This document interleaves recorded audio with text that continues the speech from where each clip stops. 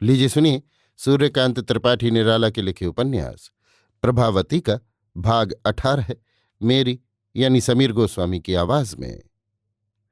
प्रभावती धीरे धीरे संभलती हुई चली।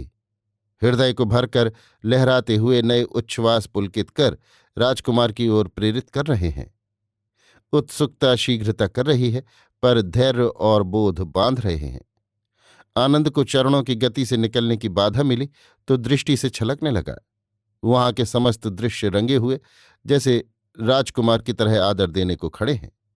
एकांत में देह से लिपटते हुए हवा के झोंके प्राणों को उभारते हुए, दबाव को दूर करते हुए पहले से ही प्रिय का मधुर संदेश कह रहे हैं। प्रभावती चलती गई। उस भवन के पीछे से बगल में आई, बगल से सामने, सामने मंदक्षेप सोपान पर चढ़ने लगी। निराभरण भाव भरा दोलितांतःकरण खंभों की आड़ से प्रकाश की ओर बढ़ती गई। खंभों की 3 कतारें पार कर एक बगल से देखा। राजकुमार मुद्रित नयन पड़े हुए हैं। उनके पार्श्व में एक दूसरे आसन पर एक सुंदरी बैठी हुई है। मुख राजकुमार की ओर, पीठ सोपानों की तरफ। सुगंध दीपक की कई शिखाएं जल रही हैं। तरुणी कुछ देखने में तन्मय है। प्रभा धीरे धीरे एक बगल हटती गई।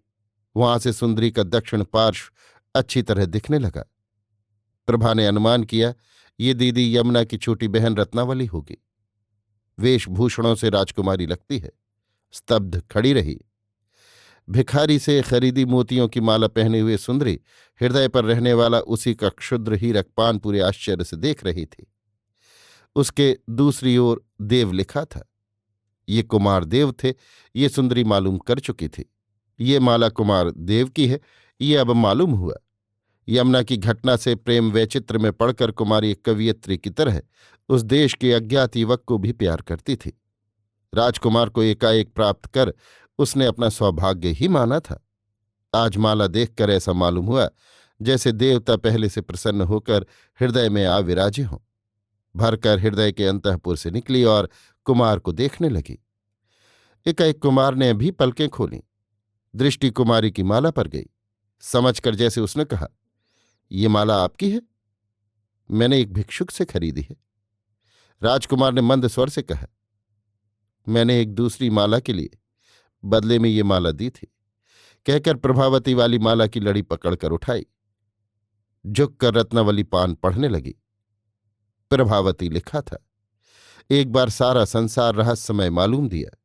जिसने उसके हृदय को इतने स्वप्नों से रंगा था, इच्छा प्राप्ति का इतना बड़ा विश्वसनीय प्रमाण दिया था, उसी ने एकाएक साबित कर दिया कि वो सोची हुई सारी कविता, वो पाया हुआ समस्त प्रमाण झूठा था। यमुना का घटनाक्रम उसके जीवन का घटनाक्रम नहीं बन सकता।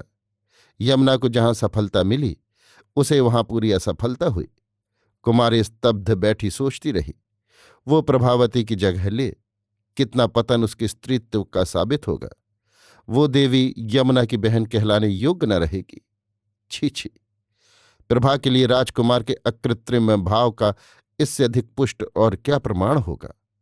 प्रभा का सारा आनंद सरोवर की लहरों की तरह हृदय के तटों में बंधा रहा। इससे अधिक सुख परिणीता के लिए क्या होगा। रत्नावली निश्चय के साथ गंभीर हो गई। जीवन का जो उपाय एक को उठाता है, वो दूसरे को गिरा देता है। कमल सूर्य को पाकर खिलता है, पर वो नियम जूही के लिए नहीं। जूही रात्रि के अंधकार में हंसती है। राजकुमार शून्य दृष्टि से रत्नावली को देख रहे थे। एक ही क्षण में जैसे रत्नावली की कुमारी सुलभ भावनाएं बदल गईं। स्थिर सहृदय कंठ से पूछा, कुमार, आप क्यों कैद किए गए? अभी तक मैंने आपसे नहीं पूछा।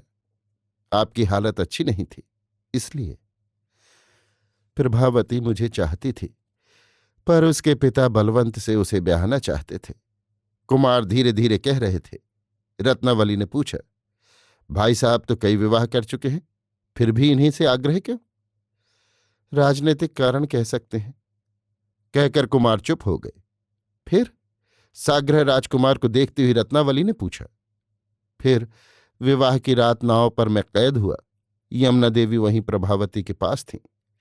हमारी नाव जा रही थी। बलवंत की नाव, जिस पर महेश्वर सिंह भी थे, आ रही थी। पिता के सम्मान के विचार से प्रभावती गंगा में कूद गई। अपशब्द कहने पर बलवंत पर क्रोध से यमुना देवी ने भाला चला दिया। वे बच गए, पर एक सिपाही घायल हो गया। संभव काम आ गया हो। फिर प्रभावती की रक्षा के विचार से वे भी गंगा में कूद गई।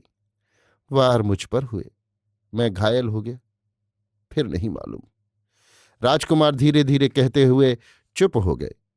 रत्नावली चित्रार्पित जैसी स्थिर बैठी इस प्रसंग पर सोचती रही। अपने पर बड़ी ग्लानि हुई। कुछ काल बाद राजकुमार की शांति में विघ्न न हो, इस विचार से परिचारिकाओं को भेज देने के लिए उठी। रात अधिक हो चुकी थी, इसका भी ख्याल था और भावी कार्यक्रम की रचना का भी। रत्नावली के उठते ही प्रभावती जल्द जल्द सोपान से नीचे उतरकर एक बगल खड़ी हो गई। रत्नावली धीरे धीरे उतर रही थी। सामने छायाकार अज्ञात किसी को देखकर चौंकी। चांदनी निकल आई थी। रत्नावली चोर के भय से त्रस्त न हो, इस विचार से प्रभा चांदनी में आकर खड़ी हो गई। कौन हो? रत्नावली ने पूछा। इधर आओ, शब्द न करो, यमुना देवी ने संवाद भेजा है। देवी यमुना को इस समय सहायता की जरूरत होगी, ये कल्पना कर रत्नावली बढ़ गई। पास जाकर देखा स्त्री है। फिर पूछा, तुम कौन हो? मैं यमुना की दासी हूं। तुम्हारा नाम? आभा। आभा? जी। प्रभावती को तुम जानती हो? जानती हूं। इस समय वे कहाँ हैं? कान्यकुब्ज में। तुम आई किस तरह? दीवार के ऊपर से, रस्सी की सीढ़ी से होकर। सिपाही ने नहीं देखा? देखा है, पर देवी यमुना के नाम से आने दिया। यहां किससे तुम्हारा काम है? आपसे। या राजकुमार से? आपसे न मिलती तो राजकुमार से होता। क्यों? इसलिए कि लाचारी होती। कुमार के घाव भर रहे हैं। यमुना देवी और प्रभावती के जीवित रहने का संवाद हर्ष का कारण होता। घावों को क्षति पहुंचती है। क्या काम है? महेश्वर सिंह स्वार्थवश बलवंत से प्रभावती का विवाह करना चाहते थे। लालगढ़ के महेंद्र पाल से पहले का वैमनस्य आपको मालूम है। बलवंत के कहने से महेश्वर सिंह ने यह प्रमाण दिया है कि जबरन कुमारदेव ने प्रभावती का हरण किया, जब वे नाव में विहार कर रही थीं। ऐसा खास तौर से बलवंत को नीचा दिखाने के लिए किया। प्रभावती का विवाह बलवंत से हो रहा है, ये प्रसिद्धि फैल चुकी थी। महेंद्रपाल कैद कर लिए गए हैं। उपयुक्त प्रमाण न पहुंचे तो जल्द उनके शिरच्छेद की आज्ञा निकलेगी। संभव किला भी जब्त किया जाए। हाँ, ये तो ठीक है, सोचती हुई रत्नावली बोली।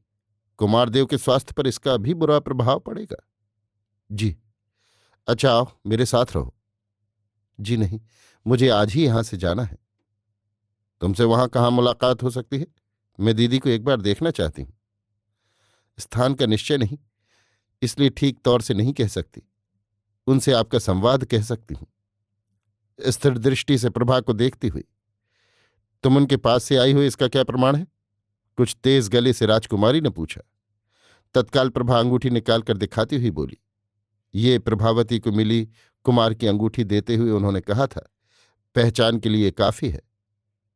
हाथ में लेकर चांदनी में चमकते अक्षर पढ़कर स्थिर भाव से देती हुई रत्नावली बोली। हाँ ठीक है, पर तुम्हारी दृष्टि और जबान दासी की नहीं जान पड़ती।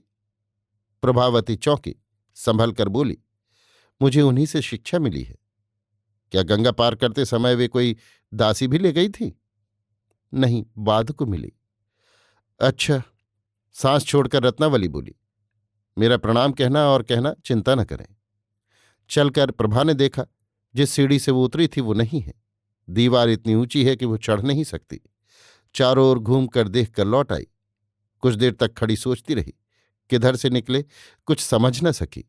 राजकुमार के पास उन्हीं के हित के विचार से नहीं जाना चाहती। उनकी हालत भी अभी तक ऐसी नहीं हुई कि वे खुद इस विपत्ति में कुछ प्रतिकार कर सकें। अंत में निश्चय किया कि रात का संकेत चिन्ह मालूम ही है। कुमार के मकान के सामने से जो रास्ता गया है उसी से बाहर निकलेगी। पकड़ गई तो जो होगा होगा। चल दी। रात का तीसरा पहर था। कई जगह सिपाहियों ने टोका, पर रत्नावली की दासी और वज्र सुनकर सबने छोड़ दिया। ईश्वर इच्छा से वो रास्ता सरायन के घाट वाले फाटक की ओर गया था। फाटक से बाहर निकलकर घाट के बाईं ओर से अपने स्थान की तरफ चली। सरायन का किनारा देखे रही। बढ़ती हुई अपनी जगह पर आई। देखा सिर्फ उसी का घोड़ा बंधा है। बड़ा आश्चर्य हुआ। दीदी प्राण रहते छोड़ जाने वाली न थी। निश्चय किया कोई बड़ी घटना हुई है, पर मालूम करने का उपाय न था। थक गई थी, पलकें मूंदी आ रही थी। आशा थी कि दीदी कहीं गई होंगी तो सुबह तक लौट आएंगी। प्रतीक्षा करनी चाहिए। इसी विचार से हरित तृण संकुल तट पर धीरे से लेट रही। आंख लग गई। अभी आप सुन रहे थे सूर्यकांत त्रिपाठी निराला के लिखे उपन्यास प्रभावती का भाग 18, मेरी यानी समीर गोस्वामी की आवाज में।